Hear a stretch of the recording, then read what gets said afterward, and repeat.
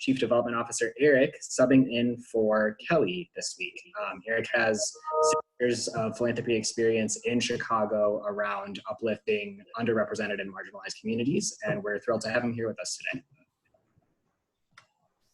Yeah, thanks, Eric, for stepping in. And if I can start out by delivering Kelly's heartfelt apologies for not being able to join us. She actually is, I think she'd mentioned before on this call that she's also affiliated with the Board of Affinity, and there was, sort of, she had commitments to them that could not be moved, and we wouldn't want her to move them. As a sister organization, we, sort of like love and respect and admire them, and so she's splitting duties over there today. So she sends her love and apologizes for not being able to join today's discussion, which is, I think, going to be probably one of the heavier discussions.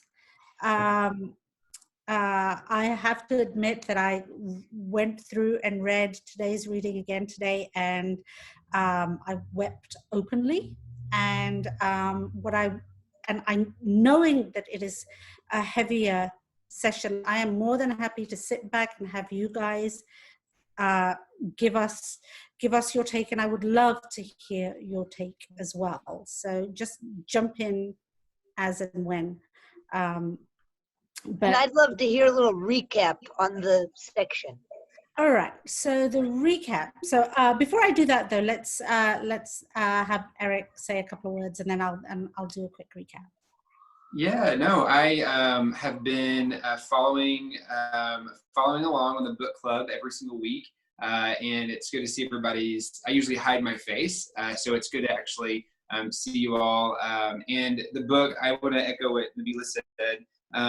The past few days, as I've been reading these chapters, wow, it is certainly gut-wrenching. It is, it's been challenging to read, and it's certainly brought tears to my eyes. And so, and when I think about shame and stigma and secrecy, around the virus, it's obviously a good week to be talking about those issues as it relates to.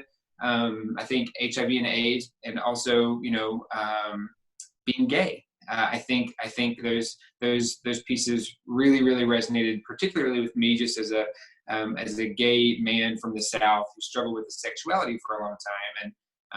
And when I did come out, when I came flying out of the closet, a lot of the people in my life were certainly concerned, because we were fresh, and we're still pretty fresh off of the AIDS crisis. And so I think a lot of it has been hitting close to home. And so it's been a powerful read so far, and I'm excited to dive in. And also to what Nabila said, I think it'd be great once she does the recap to hear some of y'all's reflections, y'all's connections to, if you're open to being vulnerable, shame and stigma and secrecy, and how you heard these chapters over the past few days. Thank you, Eric.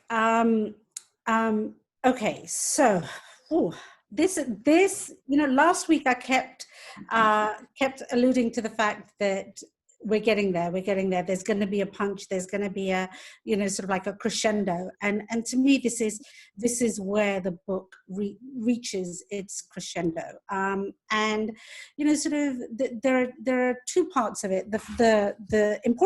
One of the important parts, the part about Chicago. And actually, I'm going to go ahead and read the what I think is probably, like, for me, was the most important sentence in the entire book, or it was the most, and the most, the sentence that just drove it home so much to me in the entire book, and that was,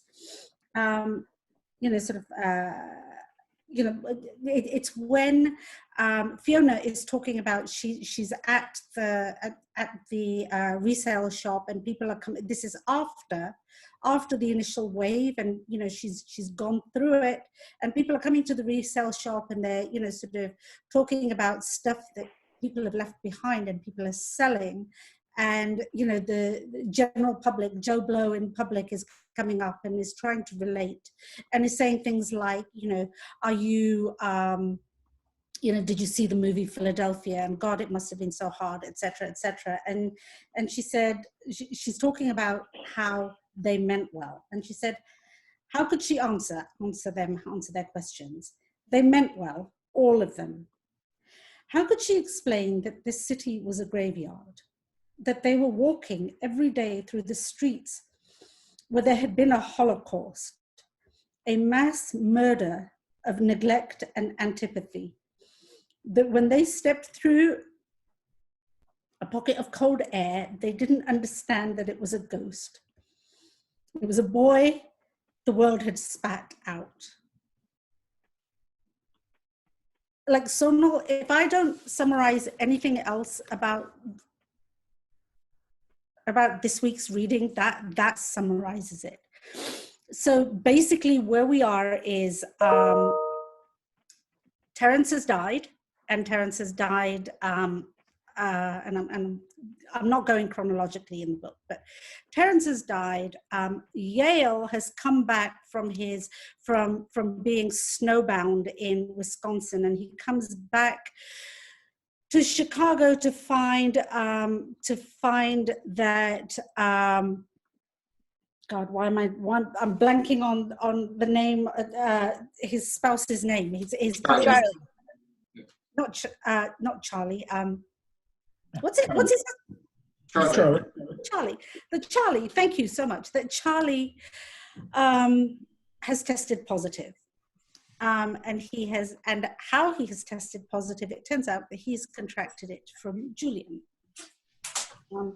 Julian, who's the actor and who has, you know, sort of, there was all of that stuff right at the beginning, right at the service where, you know, there was a lot of discussion about how Charlie thought that Yale was cheating on him and that Yale was sleeping around. And it turns out that that very night, it was Charlie that slept with Julian and ended up contracting the virus, and that's where we are with him. With Fiona, we have come to, and you know, this is where I start to relate to Fiona a lot more. She's a foreigner in a foreign land, continually being confronted by her past, right? And here she has shown up, she's in Paris, she's looking for her daughter, and suddenly there is her life from that time and the lives of these boys being depicted as art. And you know, she's like talking about these being private things, and for her these are private things, and you know, everybody else is saying it's art, and she's like, it's not art, it's my life. And so that's where we are. So you know, Yale has discovered that Charlie is positive. Yale is reacting in a completely understandable way. He basically walks out on Charlie, and it seems as though he doesn't come back except to pick up a few of his things. And what he does, in fact, is he's looking for a place to stay, and he ends up for a minute staying with Cicely. But then also ends up being thrown out of Cicely's place, so not thrown out by her, but really forced to leave her place because her ex-husband finds out that he's staying, and her ex-husband is whatever he is, homophobic, whatever he is. He doesn't want Yale staying at her place. And so Yale, we don't know where Yale ends up going, but he's essentially homeless. You know, Nabila, I love that recap, and thank you for that. One of the perspectives that I sometimes, I don't want to say forget because that sounds reckless, but it's not at the forefront of my mind, but is the perspective of the family members who, like Fiona, who lost their loved ones, who were active in their lives and remained active and participatory in their lives. And so I think the moment, as it relates to Fiona's perspective in this book, that I thought was really powerful and was when she clenched the champagne glass and it burst. That was the moment where I thought, oh, this is she has truly PTSD from the AIDS crisis. Yes. It's not just, you know, I mean, and as it relates to this book, it's not just necessarily the gay men. It is oftentimes their friends and their family members, and so I just wanted to call that out because that was a really powerful moment. It was. I want to pause there, and I'm like give everybody else a chance to say, you know, if they wanted to jump in. I think, I don't know, was that somebody, did somebody raise that? I'll say something. No, I'll jump in. So I put in the chat when I joined it. I just finished reading it right before here. So I'm a little raw right now, but I will say, you know, I went through the journey that Yale's going through in this section. I went through that 20 years ago, and like the accuracy of the emotion that the author has captured here is really striking. And it's also very humbling to know that for me to have gone through what Charlie and Yale are going through, but doing it at a time in the early 2000s where we already had combo therapy, it's so humbling to think of these characters doing it in the 80s where there was nothing, where there was only death. And I know it left me with years of what Yale experiences and Charlie experiences, definitely years of those emotions, and to think of that happening at an even more crazy time when there was no options is it's very humbling.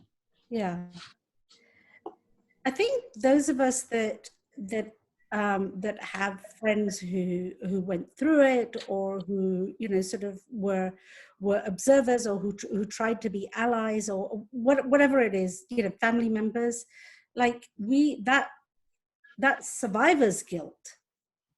There is a it's something like survivor's guilt. Maybe that's not the right phrase, but that thing of like you carry it and you keep it with you, and it comes out in moments of, as Eric pointed out, you know, the shards of light in her hand, right, of like the broken champagne glass, or however, but it stays with you, and societally we can't forget, we can never ever forget. And again, you know, going back to something that that Michael said last week, which is that this happened to young gay men, young gay white men. It's still happening today, but it's happening in those communities of color. And the part in this where you're at Terence's funeral, and you know, there are these four people in the back, in the back of the room that presumably were his family members. One of them was perhaps his brother, and three women. I mean, the thing is flipped now today, right? Today, I think that those churches, or those places of worship, or those places of internment are actually as far as the color ratio is concerned, I imagine it's flipped, or it's different. It hasn't gone away, so we can never ever forget, and we can't allow ourselves to forget it, because it's still there, and it is still. Now it's a socioeconomic disease, and now it's a disease of people, you know, sort of like, yes, triple therapy is there, and yes, you know, sort of one of the companies that makes retroviral drugs or antiviral drugs today is in the news with you know, sort of like positive data for coronavirus. But again, these companies, you know, yes, there's compassionate use and compassionate sales, but the fact of the matter is, those therapies, unless you have insurance, are not that affordable.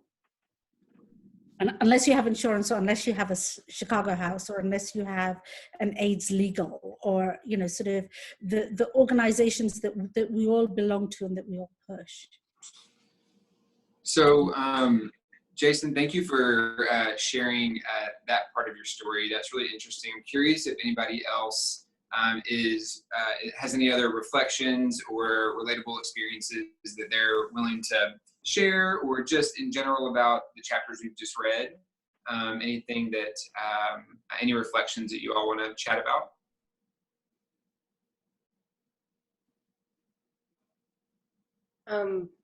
Yeah, when you mentioned that that it's like a socioeconomic disease and the drugs are really hard to obtain, something that stood out to me in the book were the lifestyle constraints that it put on people's like relationships and pursuits.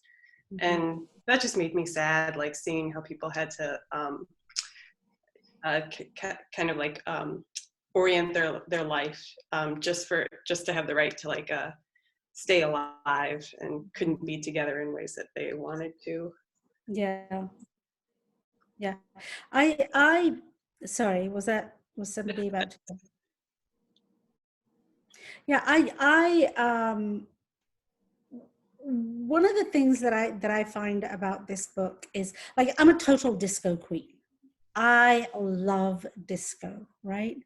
And this disease, like just when we were starting to just like really break into the joy of that time, and into the joy of those, those years, and that music, and that lifestyle, like it's to an entire swath of the community, it crushed joy. And shamed joy, like you're sick if you're dancing. Yeah. I also thought from that sentence that I read, and I find it again completely applicable to our current response to coronavirus. With it being, sort of this idea that it was, what did he say? A mass murder of neglect and antipathy. I mean, really, we could have responded a lot sooner. We, as a country, could have responded a lot sooner. If one reads all of the news with respect to what happened in China, perhaps we, as a sort of like globally, as a global community, could have responded a lot sooner to the coronavirus crisis, and there wouldn't have been this many deaths. My sisters, I think I said this in the first in week one, my sister's favorite country is Italy. Like, if you asked her, like today, right now, where she wants to be in Italy. She goes there 3-4 times a year, and she just, like, that country has been brought to its knees, and many people, like, socioeconomically, are saying that it may well not be able to get up. And I just find it's devastating. It's that antipathy and that neglect and the lack of response, how we haven't learned from the coronavirus, from the AIDS crisis, I don't know. And then recently, and perhaps Eric can speak to this a little as well, we have the physician on staff at Chicago House. We had sort of like a briefing recently about, the coronavirus and HIV status. And, let's face it, the people that are currently succumbing to infection by coronavirus are in that same in that same tier as the people that are succumbing to HIV. And as yet, some of the literature is saying that there may even end up ultimately being sort of like a co-infection or a co-relation between these two diseases because of that social class. So I found that interesting. I don't know if you wanted to comment on that at all, Eric. Yeah, it's really interesting. I think that, you asked a really, really important question that I hope the entire country and perhaps globe is asking right now, but why have we not learned from the HIV and AIDS epidemic, which just as an FYI, the HIV is still an epidemic.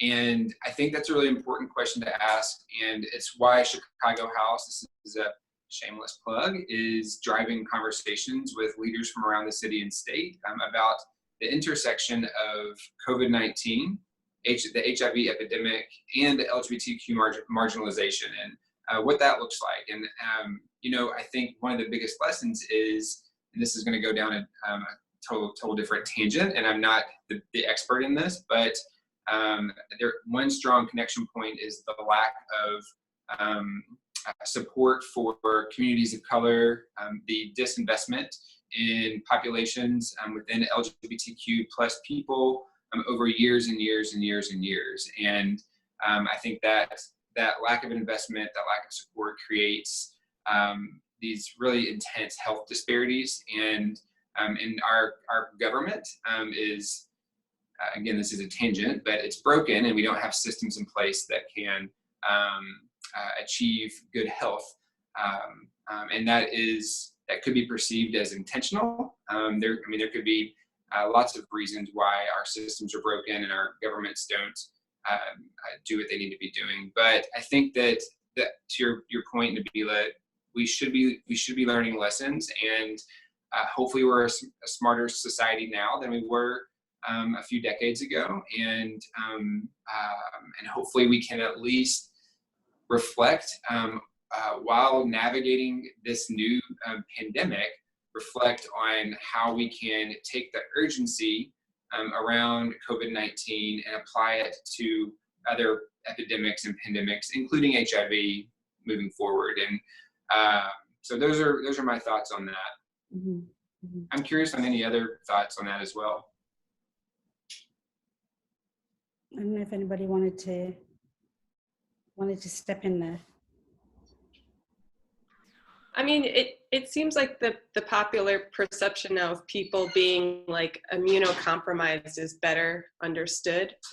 I remember when I was younger working in restaurants, I used to ask my coworkers, like, why do I have to change the dishwater so many times? Like, I just want to get this done. And they were like, if someone comes into the restaurant that's sick, they could easily, they're just more vulnerable to like germs and everything. And when I was younger, I had no concept of like what the potential danger was. And now it feels like more people are generally like more aware. Mm-hmm.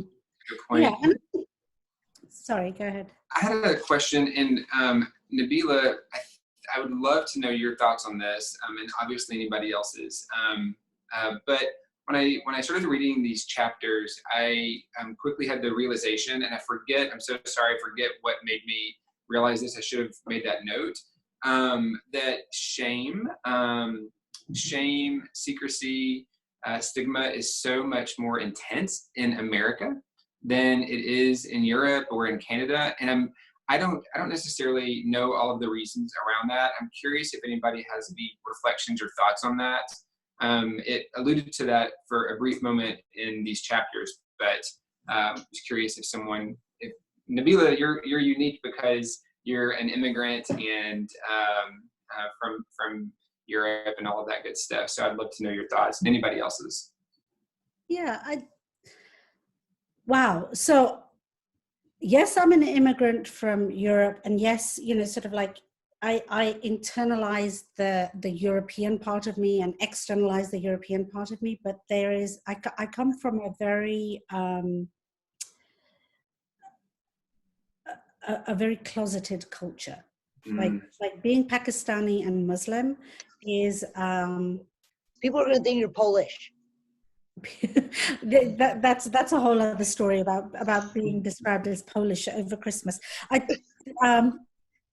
Because I was laughing last week. She said, I'm a person of color, and she didn't explain. And I'm like, I think that you should explain, because I will. I'll come back to that story. And I just want to say very quickly, like, as an Indian, you can't even have a cold. Like, it's your fault if you're sick. You will lie. You're like, I'm fine. And you can't cough in front of your family because like, what have you done?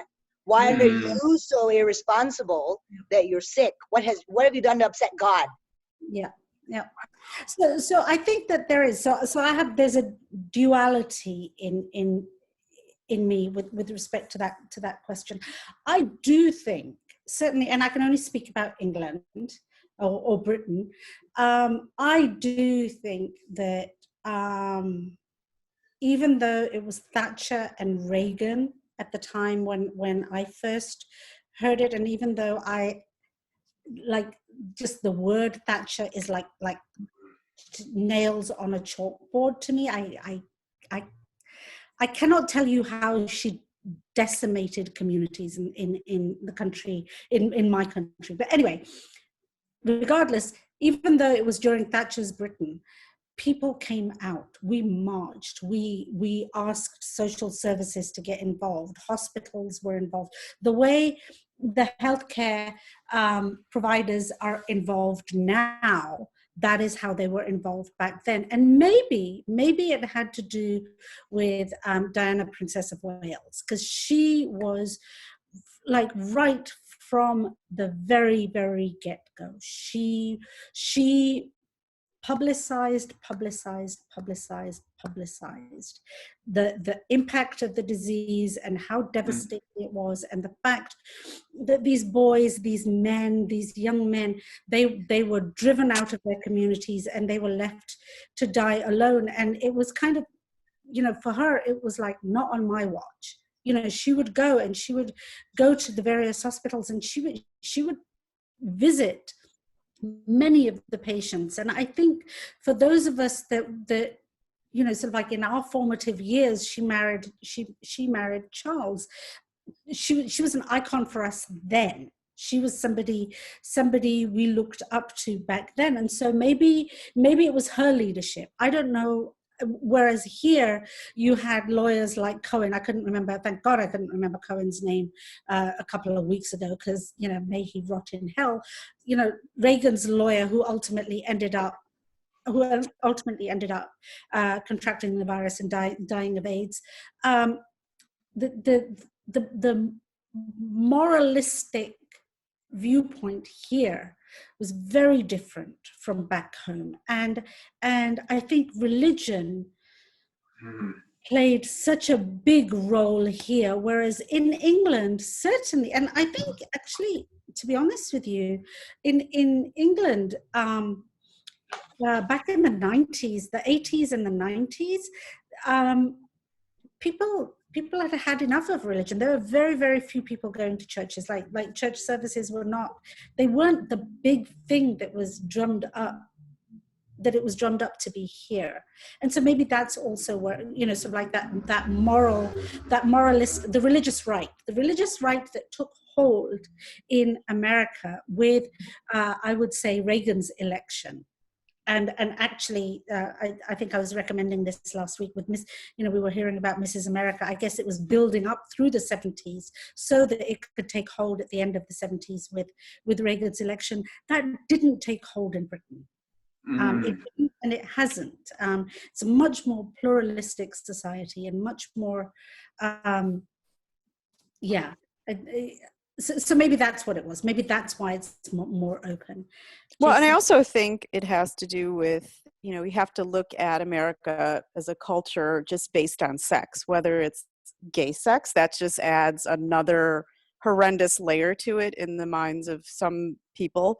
But the fact that the disease is based on sex, we are not a culture that embraces sexuality in general, thinking of it when you're thinking about the 50s, 60s, 70s, and then 80s, it was, there was this disease that was based on people having sex, whether you were gay or not, right? Yeah, and I think that was Jason's point. He was putting it in the chat message that the United States has a tradition or a long history of sex shaming, whereas in the UK, I'm not saying that it wasn't there, but you have you had very significant characters in our history that were gay or lesbian. There's a book that I would recommend. Teresa, you would love this book. It's called Mrs. Keppel and Her Daughter. It's an amazing book, and it is about actually Camilla Parker Bowles's great grandmother was Mrs. Keppel. Her daughter was in love with Virginia Woolf and broke Virginia Woolf's heart. And it was because of that affair and what society said about that affair that Virginia Woolf actually left Britain and went to France. And then I think ultimately it also was her demise, because as you know, and you don't hear so much about lesbian love stories, but that was, you know, sort of like one of the stories that really stuck home. And Mrs. Keppel and Her Daughter is a beautiful telling of that love story. But you know, you had Oscar Wilde, and you had and then coming all the way through to there was a scandal in the 60s, in the 50s and 60s, where there was a whole, you know, sort of like a gay love story. I'm going to look up the name of it is just right on the tip of my tongue, the name of the book, and then they made it into a mini series on TV with Hugh, whatever the guy that usually plays the romantic leads. Anyway, I think Britain has had a lot of people in literature and a lot of people in society whose love affairs have Hugh Grant. Thank you. Whose love affairs have been very public, and so I don't know whether it was salacious or whatever, but the morality part of it didn't come into it. And the more salacious part of it, or the more gossip part of it, is what society picked up and the chattering classes chatted about. I don't know if that answers your question, Eric, but then I know. Whereas here, it's morality, you know, this bat of morality is what I see in the United States. Yeah, I mean, what I heard from what you and Teresa said was politics, religion, and then what Teresa mentioned about the willingness to discuss or be open or accept a disease that is, you know, grounded in sex. And I think that all of those things are really, really fascinating. So it's very, very interesting. Yeah, and then on the other side, you know, so like speaking personally from on the Muslim side, I mean, my parents still, my family still wouldn't admit or accept me being a lesbian. But you know what? That's their lives, and they live over there, and they can, you know, my brother makes it not through text or anything like that, but whenever I'm back there, like, he will tell off-color jokes about same-sex relationships, even though his sister is gay, and even though his sister-in-law, his wife's sister, is married to a woman. And so you pick the battles. You pick the battles that you can handle, not even the battles that you can win, because I'm not really interested in winning people over. It is the battles that you can handle and remain somehow whole and intact. Yeah, you know, also that's such a good point, Nabila. I could listen to you talk all day, by the way, and you know that, I've told you that before. But I see these two comments that just came in. I would love for both of y'all to elaborate on what y'all just said, because these are really, really, especially the one about the one that Jason said. I really, really, elaborate on those things. I love this. Okay, I didn't see the chat. So Jason, can you read out your comment? Because the comment went by and I didn't read it, and I'm not wearing my old lady glasses. Yeah, I said we were talking about the big picture reasons why Americans, there's all this guilt and shame and judgment around HIV infection, and that's politics and religion. But in the book, we also see Yale going on a very personal, individual journey that leads to the same point, which is judgment about he feels Charlie deserved it because Charlie cheated with Julian. And that's, again, has to do with shame and guilt associated with infection. Yeah, and it's, I do find that, God, I wrote something today about, there's a very famous Pakistani, a very famous Indian actor that died last night, and his funeral is happening right now. And I'm not that into Bollywood, but this actor was somebody who acted in some movies when I still lived at home before I ran away from home. And so this notion, like, I really believe in the only thing that makes the world exist is love, right? Love of mankind, love of creation. And I don't understand it. I the shaming, the putting people into a corner, like it breaks me. Like and there are times when I can handle it, and there are times when I find it just breaks me. I don't know that I can say anything more than that about it. I just put a comment in that both Rishi Kapoor and Irfan Khan also, they were both suffering from cancer that nobody knew about.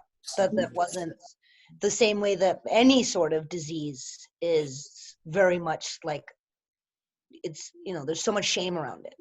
Yeah, there is. It's I think this expectation for you to be like in our culture. And again, God, I'm sorry, I'm so conflicted at times, because I don't know, in any given moment, when I say our, it could be British, it could be American, it could be Pakistani, it could be Muslim, it was like that introduction that I gave at one point, where, where you have all of these identities, and they all like curl up and roll into one. But in my Pakistaniness, in our Pakistani culture, for me, it was always this thing of, well, what will people say? That was log kya kahenge, log kya kahenge. That is to this day, even now, what will people say? You have to do such and such, because what will people say? And honestly, it's taken me 53 years to get to a point where I really don't give a, I don't care what people will say. And so to lighten the mood a little, I'll go back to why people think I'm Polish. So at Christmas, I went, if that's Pakistani, I went to England at Christmas time to just spend Christmas with my family, and and I went back for a slightly longer time than I do usually. Usually I only go back for a weekend, and again, I think it was, I can't remember whether it was Oscar Wilde or Mark Twain, one of those two said, I think it was Mark Twain, who said that fish and guests should be thrown out after 3 days, because they become smelly after 3 days. That's the thing that I use for going to visit my family. I go for 3 days, so I fly out on Thursday nights, and I typically come back to Chicago on Mondays, and that's about that's the best length of time for me to spend with them. But this time I went for Christmas, and I went for 2 weeks. And during that time, I was, my mom was invited to a Pakistani wedding, and she wanted me to come with her. And, there I am. And, whenever I go, I get my hair freshly done. So it's very, very blonde, and it's very spiky. And I show up, and I'm wearing a mixture, sort of like this fusion outfit. It's half it's half Western and half Indian, and it's wholly me. And I go there with my mom, and we're sitting, and nobody's talking to me. Nobody's talking, and there a few people are coming up and talking to my mom, and then finally these women come over, and they're talking to my mom, and they're ignoring me, and one of the women sort of like turns around, and I wrote a very unkind note about this, and I'm not going to repeat the unkindness of my note, but she turned around and she basically said to my mom, "Is that your servant? Is that your maid?" And my mom was like, she just turned around and looked, and I was like, and I understood what she said, and I was completely flabbergasted. And it's because I was this fusion sort of person with blonde spiky hair at a very traditional wedding where all of the women were in hijab, or if they were not in hijab, they were still in very, very, very, very Eastern attire. And so it was only afterwards that my sister said, "Look, Nabila, I think they thought you were Polish," because there's a very big Polish community in Slough. Now there's a very, and I guess and so it's become a joke. It's become a bit of a joke that people think I'm Polish because I don't fit into that. And I'm clearly in a very emotional state today. I think maybe it's because I'm fasting or whatever, but I never did fit into their slots, and I fit into them less so now because I just walk to a different beat. So that's why people think I'm Polish. People very, very Pakistani people think I'm Polish. Wow, that's fascinating. Yeah, there you go. But back to the book. Sorry about that.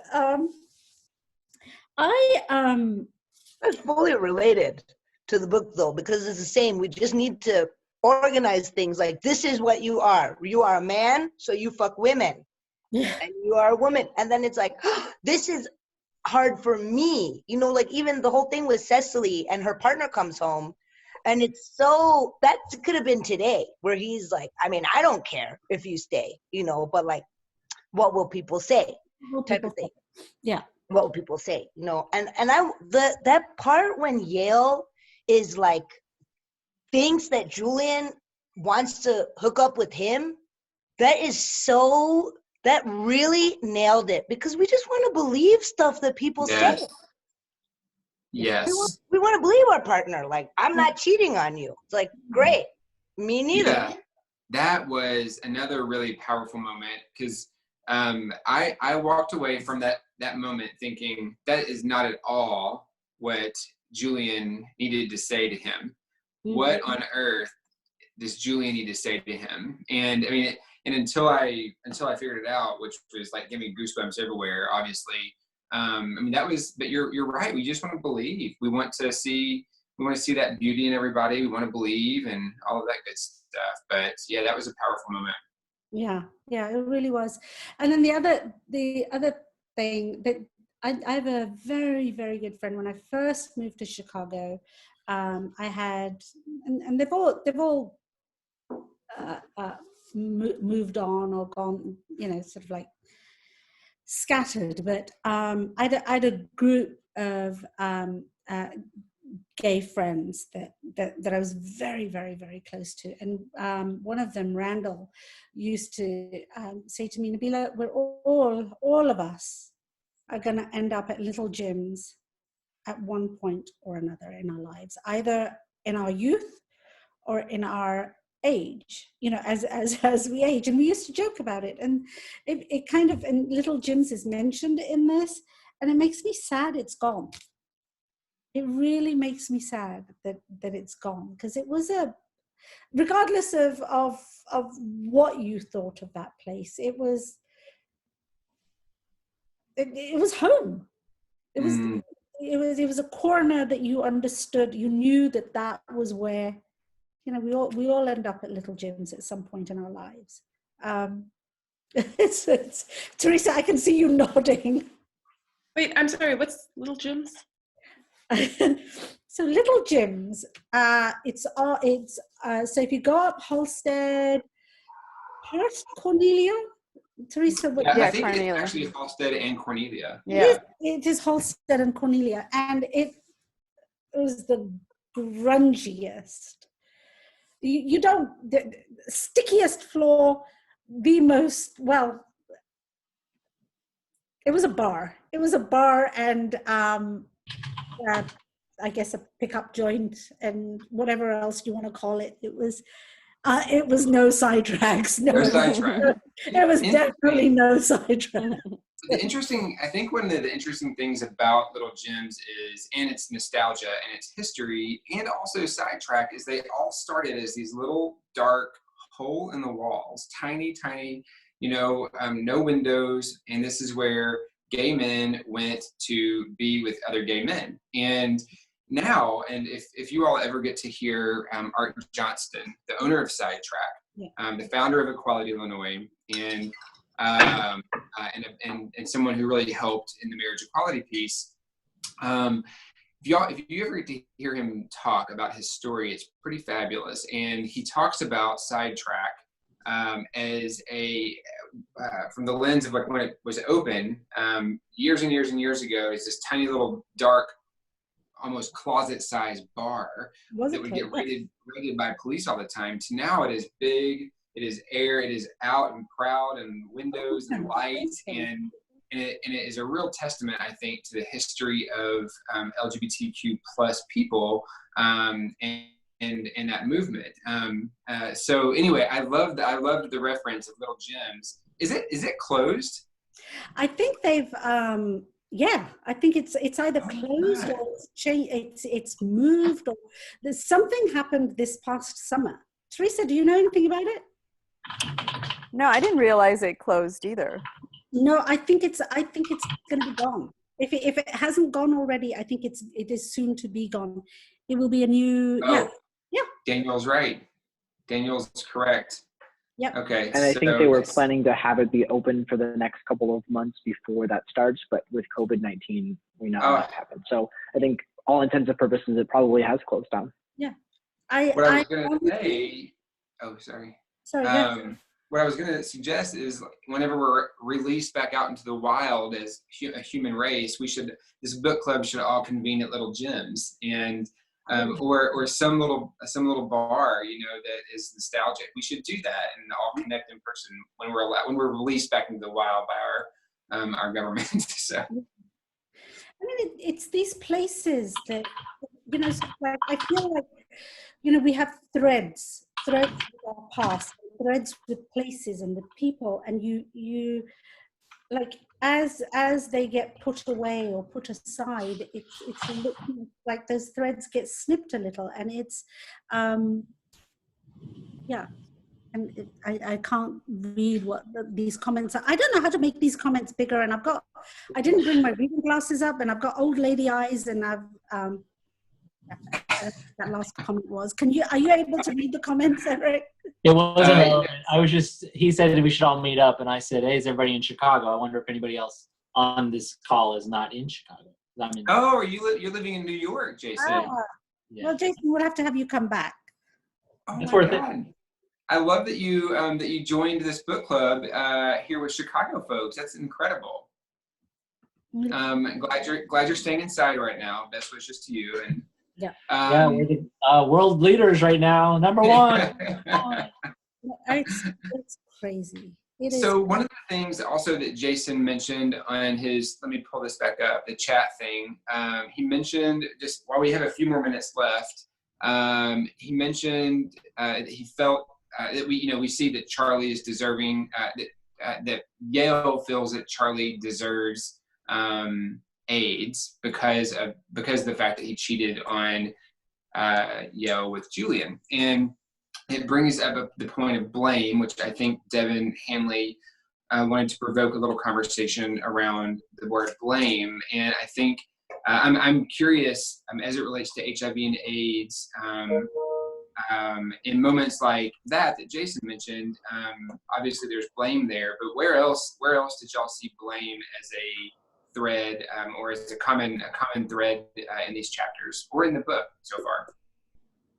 I think two things. First of all, I think that there's often this idea that if you are sick, it's because you've done something wrong. Like there's always this sort of personal choice angle, whether we're talking about HIV or whether we're talking about like relatively like innocuous conditions like obesity. Like if you are an obese person, it's because you are a failure or you've done something wrong. Like this is so like, it's this idea permeates like our whole culture.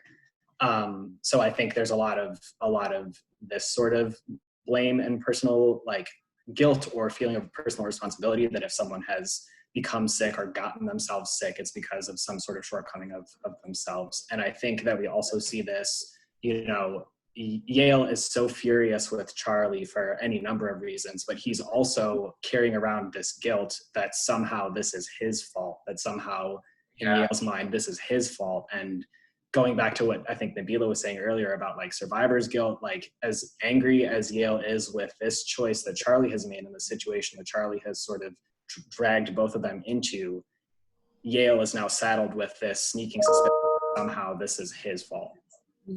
You're right. He was blaming himself because he disappeared at the party that night.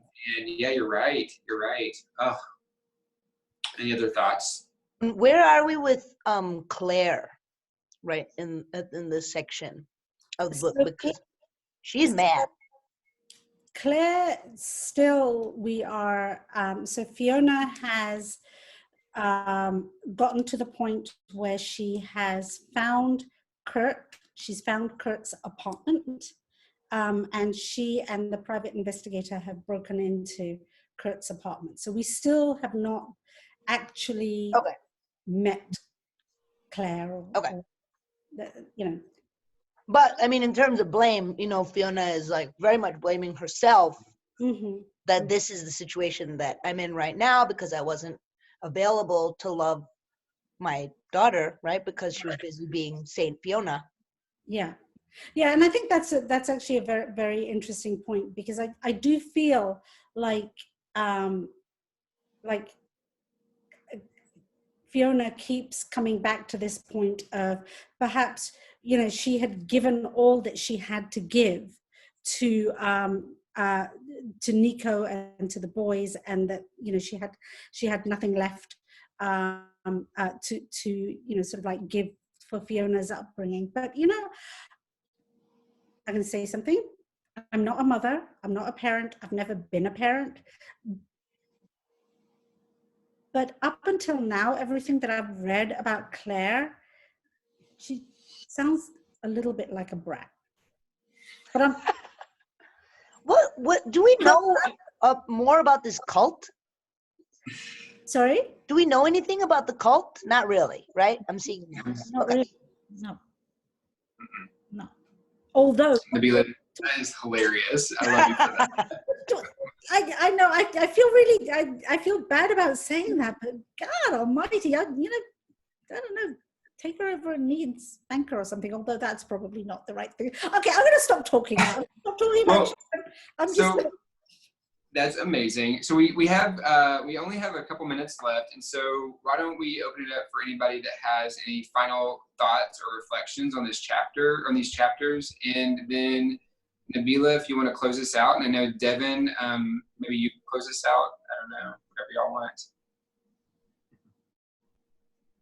I kind of thought it was interesting as things went, how the going back and forth from the literature standpoint, because I'm an English teacher, so that kind of stuff gets me.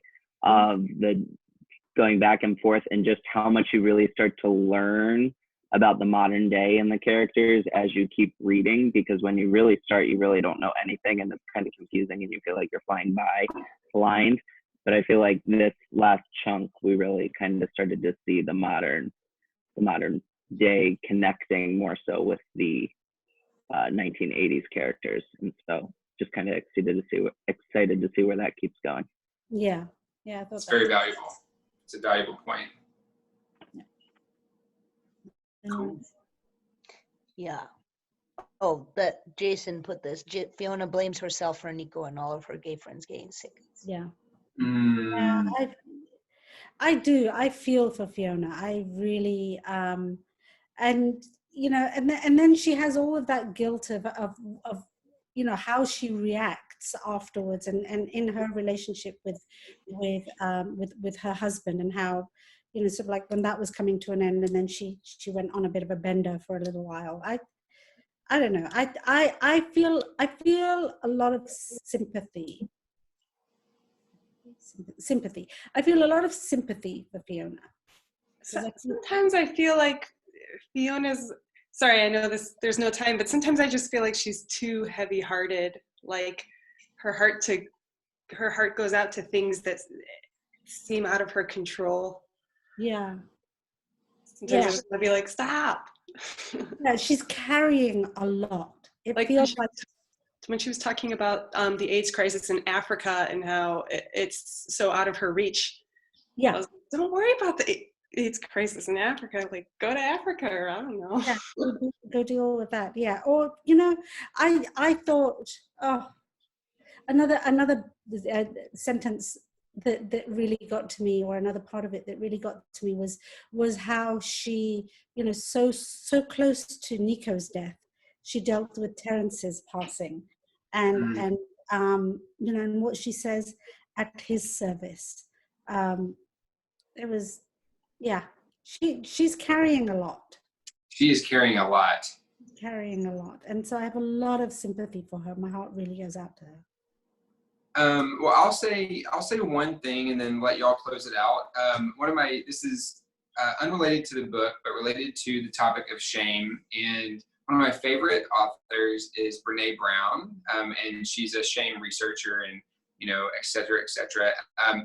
But she's got a book called Daring Greatly that I read a couple of years ago, and I've read several of her books, which and I take lots of notes when I read her writing. But something that she says about shame that I just wanted to underscore with the book club is the people who are most resilient to shame believe in their worthiness. And so I think that the word worthiness is really applicable because we're all worthy, and sometimes we're made to feel otherwise. So hopefully we can walk away tonight after a great discussion knowing that we're each worthy, and all that good stuff. Amen to that. Charlie's cheating was a twist. Heather says Charlie's cheating was a twist that. But there was some foreshadowing of it. Love Brene Brown. Watch her Netflix documentary. Yeah, I will. Okay. Ooh, it's a good question, Jason. There's always a Brene Brown book to read. There is. I think that, as I say, this was a heavy chapter for me, or a heavy section of the book. Hopefully, the rest of it, well, we'll see how things develop going forward. I just want a reminder that on the 28th, which is going to be the last day that we're discussing this book, I don't know that we're going to actually, I think we're probably going to have finished reading the book before the 28th, because on the 28th, we are going to have, Rebecca join us, and there's going to be more of a sort of like a Q&A, and, you know, just we're really going to get her perspective. So she's going to be the guest on the 28th. So, yeah. Like the author? Yeah. Yes, the author. Yes, the author. We reached out to her, and she just sounds amazing. She really does. And I had reached out to her actually early. I'd actually reached out to her over Christmas to see if she would come to Chicago House to do like to one of the fundraisers or something like that, and she was all up for it. And then obviously Corona hit, and then we weren't able to bring that to fruition. And maybe we still will. Maybe we will come out of this, and maybe we will still bring that to fruition. So we'll see. Yeah, that'll be a good one. That'll be a good one. So, you know, So I've personally had several of my friends who don't join the book club every week, but when I've mentioned to them over the past couple of days that we may have the author come on the 28th, they have been very excited about that because they've already read the book, and they're really interested in her perspective. So share that information once we share it publicly with your friends and relatives and whomever, and have them join and listen and ask questions to Rebecca, because she'll offer a great perspective. Yep. What's the topic next week? Devin? I believe next week we'll be joined by Aisha Davis from AFC, since she was also unable to join us this week. And so the topic next week will be policy and HIV. And the reading for next week is, read up to 278. Yep. Great. Okay. All right, Awesome. thank you guys. I really look forward to this because it makes me put lipstick on. We'd love it if you could hang on. Devin just said Devin, I can't read the comments. We'd love it if you could fill out a brief survey with your reflections on this week's session. Yeah, please. I'm the comment reader. Yeah, I'm going to actually appoint somebody. Sonal, you should just be the comment reader every week. I like that. And I really, really appreciate this so much. And it's so cool how we relate to this book in so many ways. And I don't know if it's ever going to be an appropriate time to say this, but Anna is my friend, and she's basically like Claire. She's like our Claire, because her dad would have been one of those dudes in the suburbs that Charlie was going off. Yeah, me and Sonal were talking about this last week. In high school, my dad was like, told us he's in a same-sex relationship. So now for for Father's Day and birthdays and special events, we always meet at Sidetracks for like family stuff. Oh my God, I love that. Because he likes show tunes. Yeah. And her dad is like, you have to go to Pride. And Anna's like, it's all straight people now. Do we? Oh, you know what we didn't touch on this week that I did want to touch on, and I just saw, I'm sorry, this is how I take notes. I take like on the back of a scrappy bit of paper. Analog. I am so analog. You have no idea how analog I am. I still write letters longhand to people. Yes.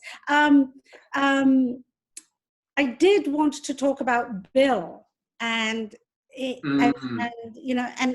we can come back to that, and maybe Anna, sort of like you can lead that discussion or tease that discussion out or whatever. But Bill is, we found in this week's reading, Charlie kind of outs Bill to Yale. That that years back. He was out there, and and again, even in the 90s, I had a lot of friends that were in sort of like straight relationships, but were gay and came out as gay much later after their children had grown up. So yeah. So that was it. I know we've run over. This was a great discussion, y'all. I look forward to seeing everyone next week. Yeah. All right. Love you guys. Bye, guys. Bye. See you next week. Grab that link.